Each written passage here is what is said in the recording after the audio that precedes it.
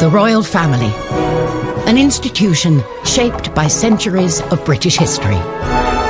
From state occasions to grand weddings, every aspect of their lives is governed by traditions. For the nation, they provide spectacular moments. Everything the royals do has symbolism, has significance. We take a look through the royal rulebook from the very beginning. The traditions of birth. We have this tradition of royal women coming out of hospital, having just given birth, carrying the baby, having to look all happy. We examine the traditions of marriage. It was always a sort of belief that the prospective bride had to be a virgin. Diana obviously proved to be the ideal virgin. And those of grand state occasions. My lords and members of the House of Commons.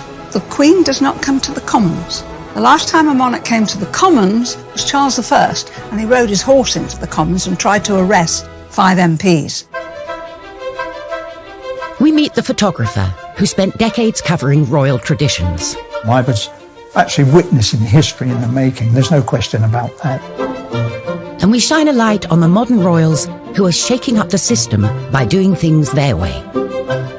I loved that Meghan came out and really showed her post-bump. We reveal the moment Obama got it horribly wrong. You can see Her Majesty sort of look at President Obama as if to say, oh my gosh, what are you doing? And the incredible letters from Princess Margaret to Parliament when she nearly caused a crisis by breaking tradition. She said, I am particularly anxious that whatever may happen may not cause any embarrassment either to you personally or to the government. She knows everything is hanging on this. These are the secrets of the royal traditions.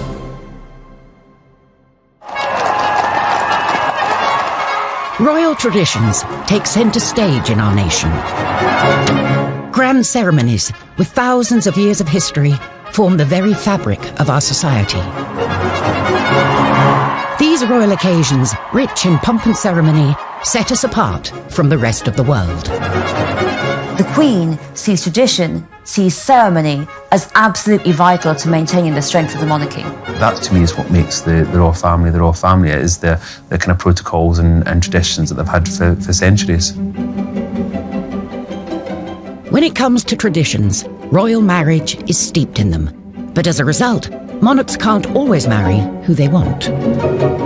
Prince Charles met Camilla when he was young and single. He was introduced to her through her flatmate. Camilla had been dating Andrew Parker Bowles, and then they split up in 1971. She then met Prince Charles. Apparently, she said, my great-grandmother was the mistress of your great-great-grandfather, so I think we have something in common. Romance blossomed. But as a royal, love wasn't the only consideration Charles had to have in mind.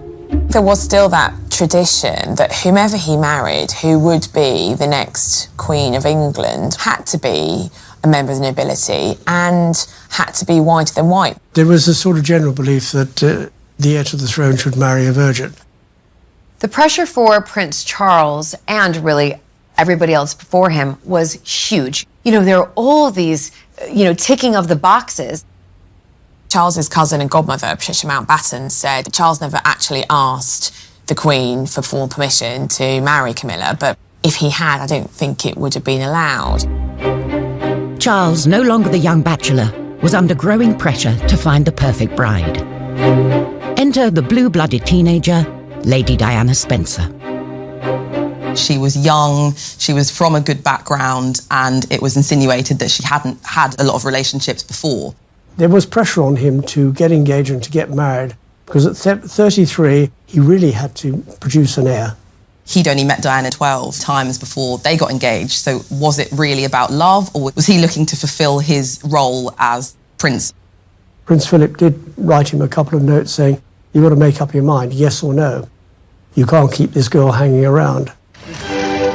At 3 o'clock, Prince Charles and Lady Diana appeared for the first time in public. With the words of his father ringing in his ears, Charles bowed to tradition and quickly moved to close the deal. And I'm amazed that she's been brave enough to take me on. And I suppose in love. Of course. Whatever in love means. particularly now, through the eyes of the 21st century, we watch that interview and just cringe, because he either didn't love her or he didn't know how to tell her he loved her. In July 1981, the traditional fairy tale wedding played out in front of a global television audience of 750 million. But both, in fact, had reservations. A couple of days previously, Diana had had supper with her sisters, and she said, I don't think I can do it, I don't think I can go through with it. And one of them said, "Bad luck, Dutch," the nickname for Diana, "Bad luck, Dutch, your face is on the tea towel now, you've got to do it." And she already at that point thought that Charles had a mistress in Camilla Parker Bowles, and of course, she was right. Tradition, which brought the two of them together, was not enough to save the marriage, which ended in separation in 1992 and finally came to a close in 1996 with divorce. The traditional way of doing things just didn't work. If Charles had been allowed to sort of pursue who he wanted and marry who he wanted, it would have saved Diana a lot of heartbreak, and it would have saved the whole family a lot of heartbreak. Coming up, the very special christening gown, passed down through every royal generation for over a century. The Honiton lace christening gown is the most wonderful symbol of royal tradition. And discover how Princess Margaret had to choose between breaking tradition and losing everything. They say to her that yes, she can marry him, that's fine, but she must lose her title and she will lose her position.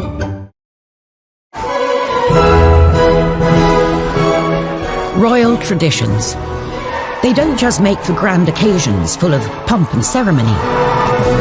For the Queen, they're an important reminder of the link between God and the monarchy. The Queen is head of the Church of England. She's Supreme Governor of the Church of England. She believes in her role, and believes in her role as being one for life. And for any royal, these traditions start from the minute you're born. The proud and now rested father was the first to arrive this morning. One wing of a hospital in West London has become synonymous with royal traditions when it comes to births. Prince George was born at the Lindo Wing, where his father was born and his uncle was born, and so many other royal babies have been born. Kent Gavin covered every Lindo Wing photo call for over 35 years, starting with Prince William.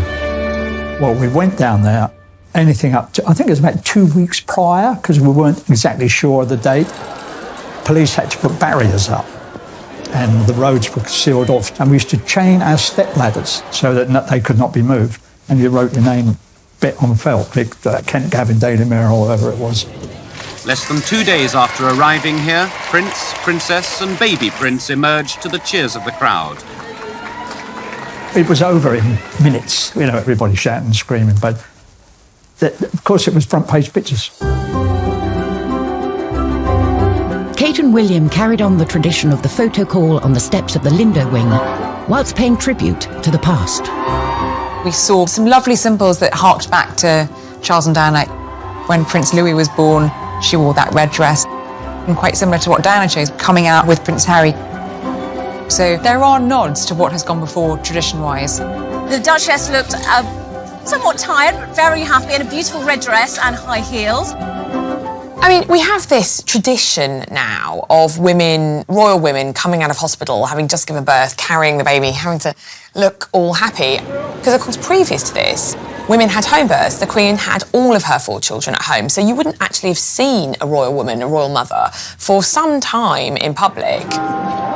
Newcomer to the family, Meghan, decided this was a custom she would sidestep. Meghan didn't want it at all. I mean, she's changed the rule book totally. I don't know whether she went and did it because just changing tradition. She didn't want to have that frenzy. Like Meghan, Julie Montagu married into the British aristocracy, and she doesn't see the appeal either. Listen, I've had 4 children. I can't imagine having to give birth and then have hair and makeup done, put on a dress and a pair of heels, and stand outside my hospital and have a photo opportunity. The Sussexes chose a much calmer photo call, with just one photographer in the comfort of Windsor Castle, with a more natural feel.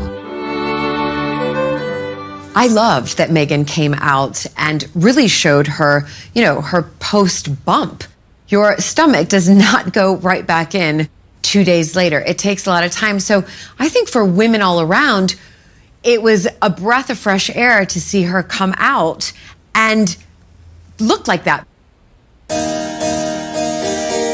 Perhaps this modern tradition of showing the baby within days of being born can be traced back to a curious incident in the 17th century, during the warming pan scandal. In 1688, there were wild rumours that James II and his wife, Mary of Modena, had not actually had a child. James II was hated because most of the country was Protestant and he was Catholic. His second wife, Mary of Modena, fell pregnant. After not being able to have a child for a long time, suspicion soared. They basically said that Mary of Modena had a fake bump, and she gave birth, apparently, to a son. But immediately everyone said, no, she did not. She gave birth to a stillborn child, or a girl, and instead it was whipped away and a new baby was brought in the warming pan. And this was a huge scandal. No one believed that the baby was real, and as a consequence, James was pushed off his throne, and in came the tradition that every royal birth after that had to be witnessed by a senior member of the government to assent that the baby was truly royal.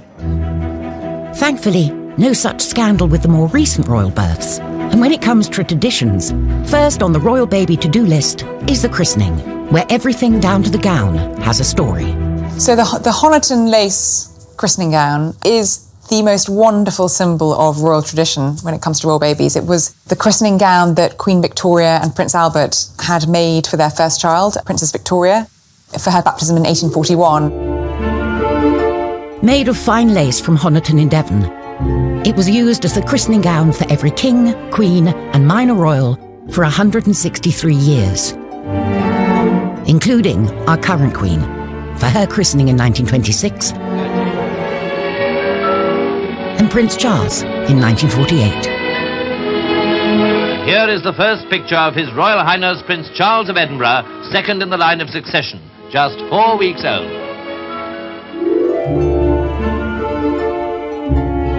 Over 30 years later, he carried on the tradition with his own son. Granny was christened in this. Great-granny. And I was. Look, I was christened in this. Looks remarkably well despite it. The Victorian gown finally took one too many royal dribbles. And then in around 2004, when Prince Edward and Sophie Countess of Wessex's firstborn, Lady Louise, was wearing it, the Queen noticed that it was looking quite fragile. And she commissioned her dresser, Angela Kelly, to make an exact replica of it to be worn by future babies. And since 2004, the gown has been worn by every royal baby, right up till Archie.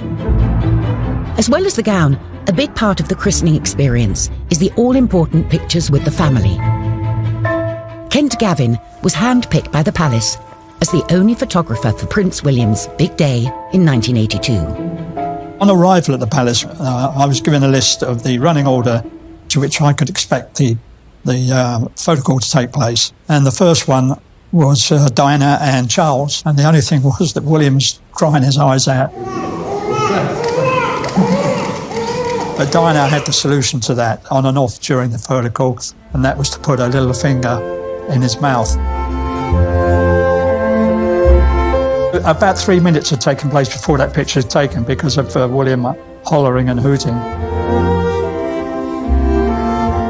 But then, as it was like military clockwork, the Queen came out, Philip, Queen Mother, just sat down perfectly posed. It had all been organised and rehearsed for us. But it was William who was stealing the show, obviously, because of his crying. And normally we would have been present for those sort of pictures. This particular picture was the one that most of us ran on the front page. Many years later, William requested a copy of that picture, to which I sent him, and he sent me a very nice letter in reply. That was the last picture on the actual running order. And I walked across to the Queen. I said, "Excuse me, ma'am, but there is one very important picture missing. And that is the Queen Mother, the oldest and the youngest. And she went, goodness me, how we missed that. And she called out, mother, and she sat down there. Diana handed William over, and that magic, yes, wonderful picture. And of course the Queen was very grateful as well. She has a whole set of all of these pictures. Royal babies aren't just born into the Windsor family, but into an institution with hundreds of years of strict traditions. In the 1950s, a princess hell-bent on breaking with tradition rocked the establishment when she fell in love with the wrong man. When Princess Margaret was a young woman, she fell hopelessly in love with a member of the household, the equerry to her father, Group Captain Peter Townsend. He'd been a war hero, he was handsome, he was charming, but he was divorced. In 1953, Townsend proposed to the 22-year-old Margaret. But by law, as a member of the royal family under 25, Margaret needed the Queen's permission before she could say yes. Divorce was still a taboo subject. The Queen was forced to make very difficult decisions with her own sister. As head of the church, the Queen felt she couldn't sanction the marriage. She asked Margaret to wait for 2 years, as at 25, the matter would then be up to Parliament. They knew that there was every likelihood that if they bought time, they might be able to sabotage Margaret's relationship with Townsend. But 2 years later, the tradition-breaking couple are still together, and the relationship becomes a constitutional issue. Kate Williams is at the National Archives with files relating to the case, which remain top secret for 50 years. Princess Margaret's 25th birthday really begins this panic and this crisis in government. This letter is amazing. It's written by Margaret on August the 15th from Balmoral, about a week before she turns 25. She's writing to the Prime Minister and she says, I'm going to tell you of any personal plans for the next few months. She says, I am particularly anxious that whatever may happen may not cause any embarrassment either to you personally or to the government. She knows everything is hanging on this.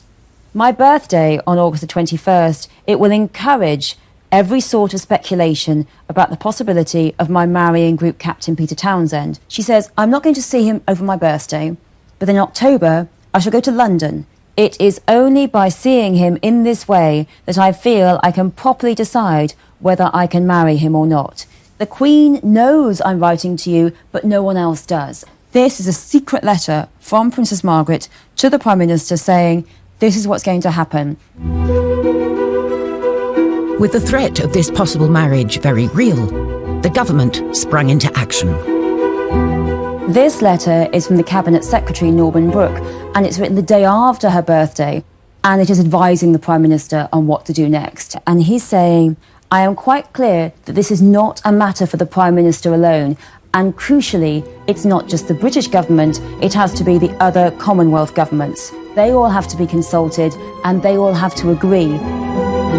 With the seemingly impossible task of gaining Commonwealth consensus, the government set harsh conditions for Margaret. They say to her that yes, she can marry him, that's fine, but she must lose her title and she will lose her position on the civil list. So with absolutely no money or no status whatsoever, she really will be completely excluded. For Margaret, just 25, the cost of what she would lose by breaking with tradition was just too much. I would like it to be known that I have decided not to marry Group Captain Peter Townsend. For a princess, love is not straightforward in the 1950s. It becomes about politics, about religion, and about society itself. These days, divorce is no longer a reason for royals not to marry for love, as Meghan and Harry showed in 2017. Royal weddings, however, are still full of traditions, and the Victorians are responsible for a fair few. Queen Victoria chose to wear a white wedding dress, a tradition that has passed down through the generations. Up until then, royals and indeed commoners generally tended to wear coloured dressings. And the couple chose to have a wedding cake which had a topper on it with figurines of the bride and groom. There's a traditional role for the bouquet too. Their eldest daughter set another tradition when she picked some myrtle from Osborne House for her wedding bouquet.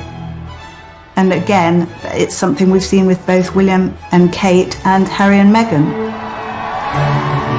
The Queen Mother started her own tradition when she put her wedding bouquet on the grave of the unknown soldier in Westminster Abbey. Obviously, she lost her brother in World War I, so she was probably thinking of him. Traditionally, the royals marry in abbeys and cathedrals, like St. Paul's or Westminster. Charles and Camilla were forced to choose a more humble venue. Both Charles and Camilla wanted to have a civil service at Windsor Castle, but they were slightly dismayed to find out that if they had been granted a wedding licence by the local council, that meant anyone could get married, apply and get married at Windsor Castle for the next year. So they scrapped that. And it did mean that we had the heir to the throne getting married in the local registry office in Windsor with, before him, Mr. and Mrs. Smith, and after him, Joe Bloggs and Kathleen from down the road. There's one tradition the nation and the world looks forward to at any royal wedding. The wedding kiss, of course, is iconic nowadays. So many people will be surprised to know that, in fact, there have only been 3 royal couples who've kissed on the balcony at Buckingham Palace. There was Princess Diana and Prince Charles. They were the ones that really started that tradition. By the time Fergie and Andrew got married, of course, the crowd were waiting for the kiss. And they played up to the crowd and put their hands to their ears. And then the kiss carried on. Coming up, how the Queen's traditional meetings with her prime ministers were not always ones she enjoyed. Famously, she liked John Major. She didn't care for Margaret Thatcher. How the traditional method of royal execution went horribly wrong. So her head falls out of his grasp, drops onto the floor, rolls along. I mean, it's just horrific. Our Queen, the longest-serving monarch in British history. For 67 years, she's been front and centre at every ceremonial event, from trooping the colour to state opening of Parliament. If the Queen were a stick of rock and you cut it through, you would read duty written on her insides. As head of state, it's the Queen who has to give final sign-off before any Act of Parliament can become law. And every year since 1952, she's travelled to Westminster to read out the legislation of her government, missing the event just twice, when she was pregnant with Prince Andrew and then Edward. State opening of Parliament, it's absolutely full of tradition, but each of the traditions means something. So, for example, the Queen does not come to the Commons. The Queen is not allowed in the Commons. She's only allowed in the House of Lords. The Commons is for the Commons. It's for the elected parliamentarians, and the Lords is for the appointed parliamentarians. My Lord, pray be seated. Black Rod, the messenger, walks down to the Commons, and the doors are shut in his face. And he bangs 3 times on the doors. The Commons are summoned. MPs file into the Lords to hear the Queen give a speech outlining the agenda for the coming Parliament. Except for one MP, that is. Well, one of the traditions is that an MP is held hostage at Buckingham Palace. In order to make sure that the Queen gets back, one of the members of Parliament is taken hostage the night before and is not returned to Parliament until Her Majesty is safely away from there. Probably usually an MP that the government don't like anyway. While the words are read out by the Queen, they're written by the government. My Lords and members of the House of Commons. When you're in government, the night before the state opening, you are invited to a buffet supper at number 10. And then the speech is read out so that you know what's in it. There are no surprises. My government will legislate in the interests of everyone in our country. Like all traditions, the ceremonies acted out in Parliament are a reminder of an uneasy past between the monarchy and government. You go back to the 1640s during the time of the Civil War and Charles I's interference with Parliament. He interfered all the time, and Parliament didn't like being interfered with, which is why they chopped his head off. Historically, the axe was the traditional method to get rid of a king or queen. And 60 years before Charles I, his grandmother, Mary Queen of Scots, had one of the most grisly executions of all. You'd think, as a royal, that if you had to be executed, it would be done in a very official and perfect way, but not for Mary Queen of Scots. Mary was executed for treason in 1587. She was given this axe man, and he was so clumsy. First go, he just bashes the back of her head, and she's heard to groan. The second go, the head's still attached. Finally, at the third go, he gets the head off. He holds up the head to shout, "God save the Queen," by the hair. But Mary was wearing a wig, so her head falls out of his grasp, drops onto the floor, rolls along. I mean, it's just horrific. The spectators in this public execution are shocked and horrified. What a dreadful, horrible public execution for this woman who had been known as one of the most beautiful queens in the world. Thankfully, the monarchy is on a more stable footing these days.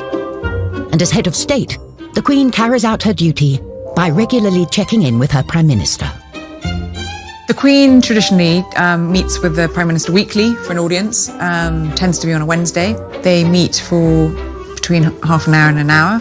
The idea is that the monarch is briefed on what's happened in cabinet from the Prime Minister's viewpoint. The Queen's had a business-like relationship with her Prime Ministers, but there's some that she's liked more than others. She was very fond of Harold Wilson. She was very fond of Jim Callaghan. Famously, she liked John Major. She quite liked David Cameron. She didn't care for Margaret Thatcher. Margaret was hugely deferential. She adored the monarchy and would be almost kind of crawling, which irritates a strong personality, doesn't it? And Margaret Thatcher may also have rubbed the Queen the wrong way when, in 1982, she took the salute from the armed forces, a role usually reserved for the Queen. Margaret wouldn't have done anything deliberately to insult the Queen. Oh, no. Margaret was very traditional and would have deferred immediately. So there's obviously been a breakdown of communication somewhere that actually that's the Queen's job. On the other hand, she did rather do this a little bit in her later years. While the rest of Parliament is on their summer break, the Queen hosts the Prime Minister in a supposedly relaxing gateway in the Scottish Highlands. Every year, again, another tradition, every Prime Minister is invited to a long weekend at Balmoral where the Queen spends every summer. The sitting Prime Minister of the day will very often go up for a long weekend with their husband or wife and spend time with the Queen up there. Tony Blair and Cherie hated it. Cherie talks of being really embarrassed about the servants at Balmoral unpacking all of your bags and you're putting all your clothes away. And I think she famously said that she didn't want to pack contraception because she was so worried about them seeing it in her bags. And I think that's where their youngest son, Leo, was conceived. You know, there's a wonderful story about Tony Blair, the first time he was really talking to Prince Charles as he was Prime Minister. And I was saying, what do you want us to call you? And Charles just looked down his nose at him and said, "You call me Sir." From garden parties to public engagements, between them, the royals meet thousands of subjects every year. Protocol helps ease the encounters and avoid awkward moments for either side. Etiquette and protocol is important for the royal family because it tells people what to do. With the Queen, you would say Your Majesty, followed by Ma'am, and yes, it's ma'am as in ham, not ma'am as in farm. And with any other member of the royal family, it would be Your Royal Highness, followed by Sir or Ma'am. If you're a British subject lucky enough to meet the Queen, you're expected to bow if you're a man and curtsy if you're a woman. Now, for men, it is not a bow from the waist at the end, like you would do at the end of a stage show. All it is a gentle bob at the neck, like so. Now, for ladies, you would do a curtsy. You keep your hands by the side, as straight back, one foot behind the other, and just a gentle bob at the knees. You don't need to do a terribly deep, grand court curtsy, like Theresa May or Margaret Thatcher did. Totally fine 80 to 100 years ago, but today, just a small curtsy will do. We need to show the monarchy some respect, so when Her Majesty has finished interacting with us, if we are the ones leaving the conversation, we don't show our back. We don't just go, yeah, bye, and walk off like so. Instead, you take a few steps backwards before turning and walking away, trying not to show your back. Sometimes, even world leaders get protocol wrong, as President Obama demonstrated when he spoke over the national anthem during an embarrassing moment in 2011. Her Majesty, the Queen. So President Obama has asked everyone to stand up. So far, so good. He says the words, Her Majesty the Queen. That's all he needs to say. Remember, it's a toast, not a speech. And then, just in that slight pause, For the vitality of the special relationship. The musicians start playing God Save the Queen. You can see Her Majesty sort of look at President Obama. To this blessed plot, this earth, this realm. And then Her Majesty herself breaks protocol. She actually interrupts the national anthem. To the Queen. And says, oh, that was very kind, thank you. So she deliberately breaks with the etiquette in order to be more well-mannered. For the monarchy, a break with protocol is rare, but occasionally it attracts people who are rule breakers keen on shaking up the system. Princess Diana was kind of the ultimate royal rule breaker, really, because she dragged the royal family kicking and screaming into the 20th century. She definitely helped transform the monarchy, and I think the royal family we've got today, especially through our boys, is very much through her influence. The Broderick ward of the Middlesex Hospital is the only specially designed AIDS ward in Britain. It was how she engaged in her charity work, which was perhaps the biggest departure. She was really the first royal that we saw in public hugging children, putting children on her lap. When we did the HIV/AIDS campaign, we were tackling serious misunderstanding and prejudice. We had a disease that was rampant and that was killing people in a horrible way and for which there was no cure. She came, she sat on the bed of somebody who was dying of AIDS, she held their hand, and it made a difference. It really did. But this break with tradition came at a cost. By opening up more to the press and the public, she grew more vulnerable to the darker side of media attention. She said to me, do you know, Ken, I was coming out of Harvey Nichols a couple of weeks ago, and I got into a taxi, and two paparazzi pulled up at the lights. One got off the back of the bike, undid the cab door, and she fell into the well of the cab. And he said, this person, raise their head, I've got a mortgage to pay. She was in tears when she related that story to me. I just felt for her. Behind the scenes, the monarchy wasn't happy with the change Diana was bringing. She was viewed by many within the institution as someone who was shaking things up too much. We wanted something a bit more safe, a bit more homespun. And she said, no, these are the things that need attention. These are the things that need to be talked about. It wasn't just how the royal family operated that Diana changed. She also changed the traditional way in which royals dress. Designer Jacques Azuguri played a vital role in moving Diana away from traditional royal dress and transforming her into one of the biggest fashion icons on the planet. I was always excited to see her step out in my dresses. There was just something about her wearing my dresses, the Princess of Wales. And And also the process leading up to her wearing that dress was always so friendly, so comfortable and exciting. This is one of the first times that she kind of went a little bit modern. It was, I'd say, probably about 4 inches above the knee, which for a princess was very, very short. Red was one of her strong favorites.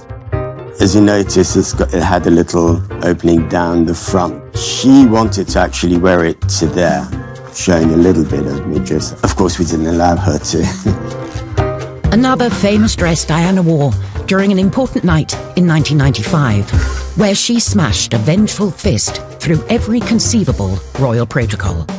It was the night of the bombshell Panorama interview, in which she made a series of startling claims, including, "There were 3 of us in this marriage." She called me actually 2-3 nights before the interview was going to go live. And she said, "Jacques, I need a dress. I've done an interview. I haven't said anything wrong. And I'd like to wear something really stunning and sexy." And I took 3 black dresses from the shop, because, you know, the royals are not usually able to wear black unless it's for mourning. But of course now she could wear any colour she wanted. We unzipped them out of the bag and straight away she said, "That one." And she wore this attending a cancer fundraiser while the interview was going out. And again, the décolleté on here was very low for the time. Her birthday was coming up in July, and that's where we come to the birthday dress here. She was meant to be wearing another dress for the Tate centenary, but I think as a thank you to me, she actually wore this dress. This was Diana on her 36th birthday. It was really a time of her breaking away from her past, really, the traditions, the royal protocol, and moving on with life as she really wanted to live it. And sadly, that was the last time she was seen in public with, you know, a full evening gown. Dear Jacques, I was quite overcome on opening the parcel. I'm absolutely thrilled to have been given such a beautiful dress for my birthday. Thank you more than I can possibly say for making this day particularly special. Lots of love, Diana. Coming up, Meghan Markle's bumpy introduction to the world of royal traditions. Meghan was criticized for one of the most minor things I've ever heard about, like having a messy bun. And how the royals are kick-starting new traditions fit for the 21st century. When Sussex Royal came about, it racked up over 3 million followers in less than 24 hours, and that broke a Guinness World Record. The British monarchy. For over half a century, through change and challenge, they've kept alive traditions celebrating our collective past. The Queen has been the absolute constant. She's lived through the swinging 60s, the miners' strike, the social media age, and she's still here. Now it's up to a new generation to bring the monarchy forward. Meghan Markle is one of the most talked about modern royals. Since her introduction to the royal family in 2016, the headlines have been full of stories of her breaking traditions. Listen, Meghan comes from California, you know, sort of really the land of the free. And then all of a sudden having to move over to this country, marry into the royal family. There's a lot of rules and really regulations that she has to follow. It must be a real shock for Meghan, because she was this independent Hollywood actress doing what she wanted, essentially. And now something as innocuous as her closing a car door, headlines around the world. She's closed her own door. Oh my God.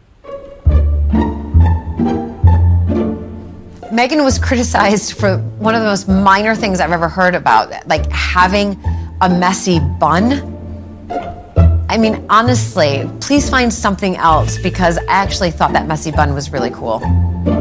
Meghan shouldn't have worn black nail varnish. I mean, honestly, there is no protocol on what colour nail varnish a royal woman should wear. If anyone's criticising Meghan for not wearing tights, let me tell you something. Sarah Ferguson, Duchess of York, didn't wear tights. I was at an event as minister where she came to do an opening, and she turned up actually looking scruffy, which is a no-no, because the people who are there, they come to see the magic and the style and the grace of royalty. Kate, who stuck to the traditions rulebook, received the opposite criticism from Meghan when she was labelled robotic. I get to see them privately, the royals, and drinks receptions, and she's actually got a wicked sense of humour. But I don't think Kate feels that she can ever kind of let that show publicly, because that's not really what's expected of her as the wife of a future monarch. The young royals are creating new traditions fit for the 21st century, thanks to the new digital age. The social media development, in the royal family has been a big thing in the last few years. You've seen Instagram accounts.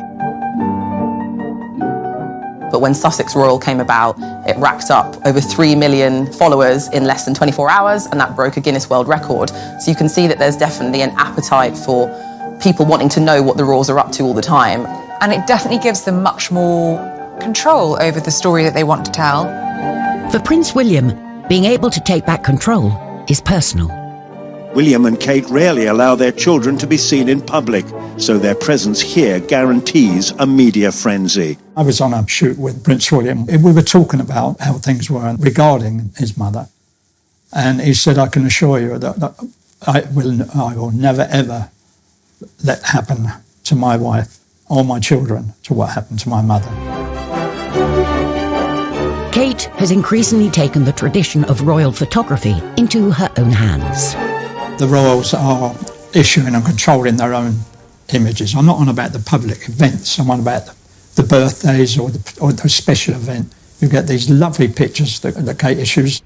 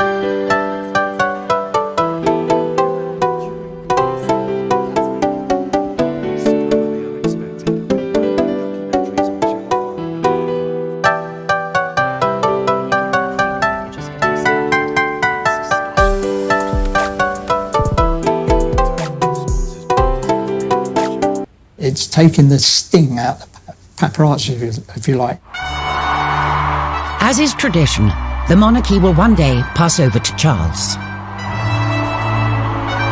I think Prince Charles in many ways will be a very good sorbet monarch. He'll be a lovely palate cleanser between what we have now and what we will have in the future. Charles, I think, sees the future of the British monarchy similarly to some of the European monarchies, which have kind of massively slimmed down. We've seen that in balcony appearances. We've seen just the Queen with Prince Charles and Camilla and his sons and their spouses. And unlike the Queen, whose opinions remain secret, Charles has already expressed his views in public on topics ranging from the environment to architecture. Charles, I know that he is itching to get involved in government politics and itching to get involved in lobbying at that level, but of course it's not allowed, so it's going to be really interesting to see whether or not he can hold back. So I can only urge you to think of your grandchildren as I think of mine, and of those billions of people without a voice. What he will find very hard to do will be to curb his statement of his opinions, or pushing the government to do things. We don't want the royals to take sides. We really don't want the royals to express opinions on things. Whoever is on the throne, and whatever they wish to express, one thing is for certain. These royal traditions, which have been at the very heart of our nation and monarchy, will remain. This is what makes the United Kingdom, this is why we get the number of tourists we do get, because we do have traditions, and our traditions go back historically hundreds of years, and it's important that we maintain them. Royal traditions are like the fulcrum around which the family circulates. Individuals come and go, but the royal traditions are always there. All those great British traditions will remain. That is what makes the royal family the British royal family.